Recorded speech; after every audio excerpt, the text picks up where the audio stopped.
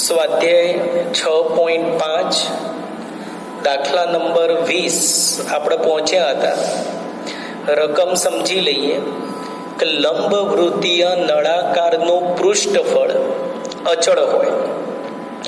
નળાકારનું પૃષ્ઠફળ તમને અચળ આપી દીધું તો આ જે નળાકાર છે એ નળાકારનો વ્યાસ એ તેની ઊંચાઈ જેટલો હોય. નળાકારનો વ્યાસ ઊંચાઈ જેટલો હોય ત્યારે નળાકારનું ઘનફળ મહત્તમ છે એમ સાબિત કરો. એટલે આપણે બે વસ્તુ સાબિત કરવાની, એક તો નળાકારનું ઘનફળ મહત્તમ અને બીજું નળાકારના આધારનો વ્યાસ એની ઊંચાઈ જેટલો. નળાકારના આધારનો વ્યાસ ઊંચાઈ જેટલો સાબિત કરવાનો. તો સૌ પ્રથમ નળાકાર માટે બધું વસ્તુ ધારી લો કે ધારો કે નળાકારની ત્રિજ્યા r અને ઊંચાઈ h છે. આકૃતિ દોરીએ તો આ રીતનો આપણી જોડે નળાકાર છે. આ જે નળાકાર છે એની ઊંચાઈ h ધારી આપણે અને નળાકારની ત્રિજ્યા આપણે ધારી લીધી r. હવે રકમમાં શું અચળ આપ્યું? તો લંબવૃત્તીય નળાકારનું પૃષ્ઠફળ અચળ છે. તેના પૃષ્ઠફળનું સૂત્ર વાપરીએ કે ભાઈ નળાકારનું પૃષ્ઠફળ એનું સૂત્ર તો નળાકારની વક્ર સપાટી 2πrh પ્લસ ઉપરનું વર્તુળ અને નીચેનું વર્તુળનું ક્ષેત્રફળ πr સ્ક્વેર, એવા બે વર્તુળ એટલે 2πr². નળાકારનું પૃષ્ઠફળ કોને કહેવાય? તો જો આ પેન નળાકાર છે તેનું પૃષ્ઠફળ એટલે વક્ર સપાટી એની આવશે. તો વક્ર સપાટીનું ક્ષેત્રફળ 2πrh, ઉપરનું ઢાંકણ અને નીચેનું તળિયું આવશે. ઢાંકણ અને તળિયું બંને વર્તુળાકાર, વર્તુળનું ક્ષેત્રફળ 2πr². પૃષ્ઠફળનો સંકેત s વાપરીએ. હાલ આમાં થોડી લાઈન જવા દો, કોને સૂત્રના કરતા બનાવીશું એ ખ્યાલ નહીં આવે. હવે દાખલામાં જે વસ્તુ મહત્તમ કે ન્યૂનતમ બનાવી હોય એના સૂત્રમાં કિંમતો મૂકી અને વિધેય બનાવીશું. તો નળાકારનું ઘનફળ મહત્તમ બનાવવું છે તો નળાકારના ઘનફળનું સૂત્ર, નળાકારનું ઘનફળ πr²h. હવે આ જે રકમ છે એને કાં તો r માં લઈ જઈએ કાં તો h માં. r અને h બંને ના ચાલે. s આવશે ચાલશે કારણ કે એ તમને અચળ આપી દીધેલા છે. એટલે આમાંથી કાં તો h ના સૂત્રનો કરતા બનાવીને ત્યાં મૂકો અથવા r ના સૂત્રનો કરતા બનાવીને ત્યાં મૂકી દો. કારણ કે વિધેય આખું એકમાં જ હોય, કાં તો r માં હોય, કાં તો h માં હોય, કાં તો s માં હોય, x માં હોય. બે વિકલન થાય એવા પદ ના ચાલે. એટલે આપણે આ જે પૃષ્ઠફળનું સૂત્ર હતું એમાંથી h અથવા r ને સૂત્રનો કરતા બનાવો. r બે જગ્યાએ છે એટલે r ના સૂત્રનો કરતા બનાવવો અઘરો પડશે તો આપણે h નો બનાવીએ. તો જો 2πr² આ બાજુ એટલે માઇનસ 2πr ગુણાકારમાં પેલી બાજુ જાય ભાગાકારમાં એટલે s minus 2πr² upon 2πr. એટલે આ તમને h ની કિંમત મળી ગઈ. એ h ની કિંમત આમાં મૂકી દઈએ. πr² h ની જગ્યાએ s minus 2πr² upon 2πr અને પરિણામ નંબર 1 કહી દો. એકમાંથી s ની કિંમત અંદર મૂકી. હવે તમે જોશો ને તો આખી રકમ r માં આવી ગઈ. r સિવાય જેટલા પણ હશે ને અચળ, જો પાઈ અચળ કહેવાય અને s તમને આપેલા છે પૃષ્ઠફળ અચળ એટલે એ બી અચળ કહેવાય. રકમ આખી r માં આવી ગઈ એટલે વિધેય f r. વિકલન ને એવું કરતા પહેલા રકમ થોડી સરળ કરીએ. એક પાઈ કેન્સલ, એક r કેન્સલ. આ જે r છે એનો અંદર ગુણાકાર કરો. છેદમાં જે 2 છે આ રીતે લખીએ 1/2 કરી. r નો ગુણાકાર એટલે s ઇન્ટુ r અને 2πr³ r² ઇન્ટુ r એટલે r³ હવે જેમ આગળ બધા દાખલાઓ ગણાય એ રીતે 2 વાર વિકલન, પેલા એફડેસ આર, એસ ઇન્ટુ આર એનું વિકલન આર પ્રત્યે એટલે એસ, 2π અચળ, પેલો ઘાત આગળ એટલે 3 દુ 6, ઘાતમાં 1 નો ઘટાડો, એફ ડબલ ડેશ આર 1/2 ગુણાકારમાં એમનો એમ, એસ અચળ અને એકલો એટલે વિકલન 0, ફરી ઘાત આગળ એટલે 12π આર, 2 6 12 ઉડી જાય, -6π આર. જોઈને જ ખબર પડી જાય કે 100% ઋણ. એફ ડબલ ડેશ ઋણ હોય તો એફ મહત્તમ, એફ કોની જગ્યાએ લખ્યા તો નળાકારના ઘનફળની જગ્યાએ, એટલે સાબિત થઈ ગયું કે નળાકારનું ઘનફળ મહત્તમ છે. એટલે દાખલાનો એક ભાગ પૂરો, ઘનફળ મહત્તમ છે એમ સાબિત કરો તો થઈ ગયું. હવે આધારનો વ્યાસ તેની ઊંચાઈ જેટલો છે સાબિત કરવો છે. તો સૌ પ્રથમ ફરી પાછું આગળના દાખલાઓની જેમ જ કે મહત્તમ કે ન્યૂનતમ માટે એફડેસ આર બરાબર 0, એફડેસ R 1/2 S minus 6π R square બરાબર 0, 1/2 0માં જતા રહેશે, -6π આર સ્ક્વેર પેલી બાદ જાય એટલે પ્લસ. એસ ની જે કિંમત શોધી એ પરિણામ નંબર 1માં મૂકી દઈએ, પરિણામ નંબર 1માં એસ ની કિંમત મૂકી દો, અથવા આ જે એસ છે એની જગ્યાએ જે આ એસ નું ઓરિજિનલ સૂત્ર હતું એ મૂકી દેશો તો પણ ચાલશે. કે ભાઈ એસ ની જગ્યાએ શું લખાય તેનું સૂત્ર 2πrh પ્લસ 2πr સ્ક્વેર, પેલું 6π આર સ્ક્વેર એમનો એમ જ એસ ની જગ્યાએ એનું જે સૂત્ર હતું એ મૂકી દીધું. આવું કરો તો પણ ચાલશે. અને એસ મળ્યા એ પરિણામ નંબર 1માં મૂકી દેશો તો પણ ચાલશે. તમને જે સરળ પડે એ કામ કરવાનું. 2π આર સ્ક્વેર પેલી બાદ જાય એટલે 6π આર સ્ક્વેર માંથી 2π આર સ્ક્વેર જાય એટલે 4π આર સ્ક્વેર. ચલો 2 દુ 4 cancel, 1 pi cancel, 1 R cancel, એટલે એચ બરાબર વધશે 2r. તો સાબિત થઈ ગયું જો કે નળાકારના આધારનો વ્યાસ, આધારની ત્રિજ્યા r હતી, નળાકારની ત્રિજ્યા r, તો વ્યાસ કેટલો થશે 2r. તો આ વ્યાસ તેની ઊંચાઈ જેટલો છે, h બરાબર 2r સાબિત થઈ ગયું. એટલે આમ લખી કાઢવાનું કે આમ નળાકારના આધારનો વ્યાસ તેની ઊંચાઈ જેટલો છે. કારણ કે ત્રિજ્યા r હોય તો વ્યાસ 2r થાય. એટલે આપણે જે સાબિત કરવું હતું એ મળી ગયું. એટલે દાખલાની રીત આગળના દાખલાઓમાં કરી એમ જ આવશે. મેન તમારા વિધેય તમારે જાતે બનાવવું પડે. રકમમાં જે અચળ આપ્યું હોય એનો ઉપયોગ કરી લીધો પહેલા. કભી પૃષ્ઠફળ અચળ તો પૃષ્ઠફળનું સૂત્ર લખી કાઢ્યું કે પૃષ્ઠફળ એસ બરાબર 2πrh પ્લસ 2πr સ્ક્વેર. એમાંથી કોને સૂત્રણ કરતા બનાવે શરૂઆતમાં ખબર ના પડતી હોય તો થોડી જગ્યા જવા દેવાની.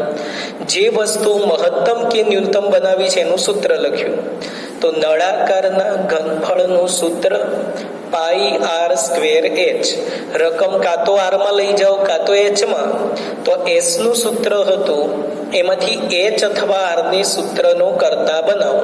જે સરળ પડે એને જ બનાવવાના. એચ ન બનાવવા સરળ પડે એ વાત તો આપણે એચ ના સૂત્રનો કરતા બનાવ્યો. એચ ની જગ્યાએ મૂકી દીધા આખી રકમ આરમાં, એટલે વિધેય એફ આર. પછી તો જેમ આપણે આગળ 26 એક દાખલા ગણ્યા જ ઉપર, સોરી 21 19 20 જેવા, એ બધાની જેમ ધીમે ધીમે ગણતરી કરતા રહો એટલે આપોઆપ જે જે વસ્તુ સાબિત કરવી હશે એ તમને મળી જશે. આપેલ તમામ બંધ લંબવૃત્તીય નળાકાર કેનમાંથી પ્રત્યેક કેનનું કદ 100 સેન્ટીમીટરનો ક્યુબ હોય, આવું તમને આપી દીધું કે નળાકારનું કદ એટલે નળાકારનો ઘનફળ 100 સેન્ટીમીટર ક્યુબ છે. અને આ બે વસ્તુ સાબિત કરવાની, એક સાબિત કરવાની ને એક શોધવાની કે નળાકાર કેનનું પૃષ્ઠફળ ન્યૂનતમ હોય ત્યારે એના પરિણામ શોધો. પરિણામ એટલે નળાકારની ત્રિજ્યા અને ઊંચાઈ શોધો. સૌ પ્રથમ પેલા ધારી લઈશું. ધારો કે નળાકારની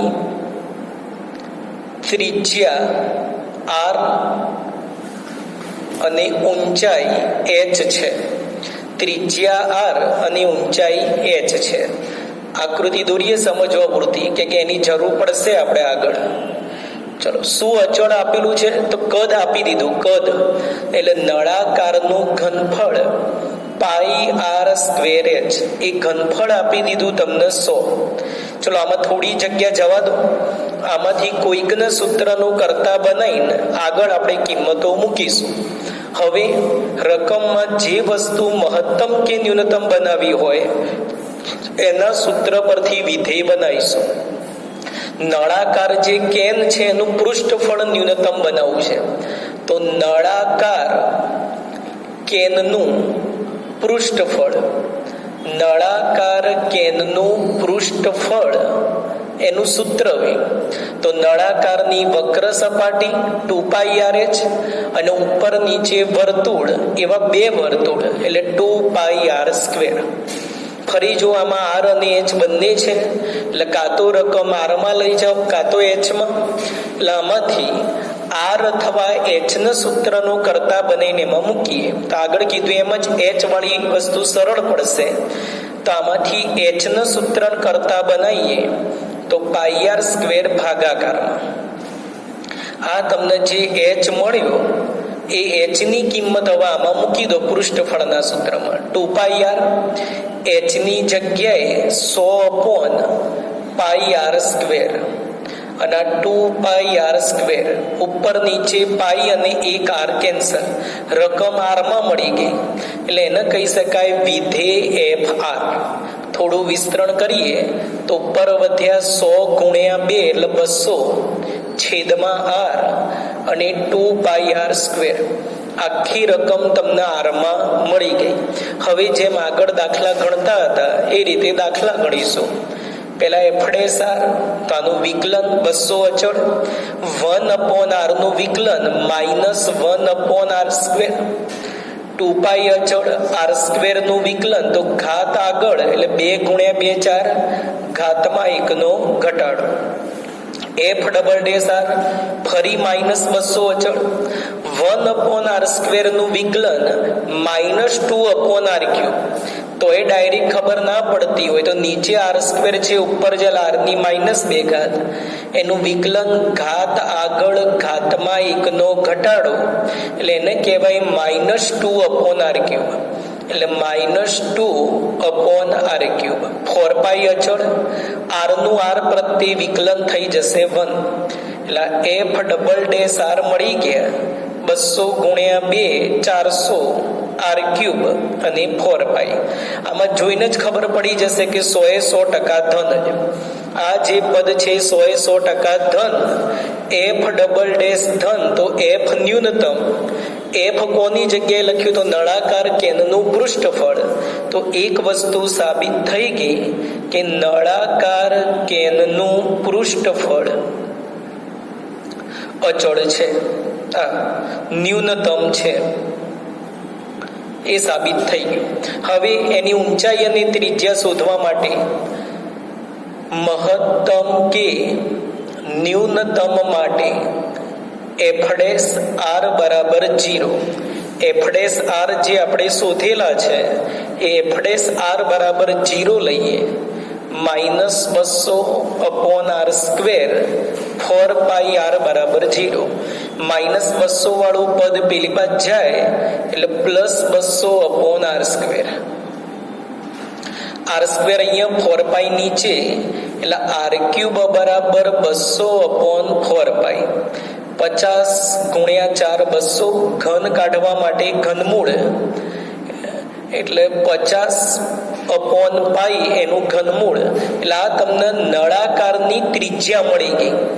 ત્રિજ્યા મળી 50/π ની 1/3 ઘાત. હવે ઊંચાઈ બાકી રહી તો r ની કિંમત પરિણામ નંબર 1 માં મૂકી દો એટલે ઊંચાઈ મળી જશે.